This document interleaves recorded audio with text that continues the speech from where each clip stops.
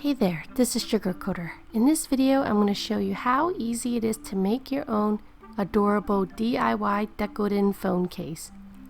All you need is 100% silicone and then place a piping tip on top of it. I put a link in the video description on where to get the silicone.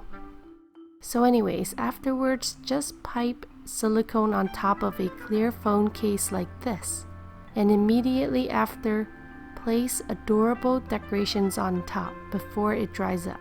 Then, let the phone case sit on a table undisturbed for a couple hours. And then voila, you have an adorable phone case. I know it can be a bit chunky, but you know what? If you take really good care of it, I bet you that it will last a long time. So do you like videos like this? Let me know in the comments. Thank you for watching and have a sweet day.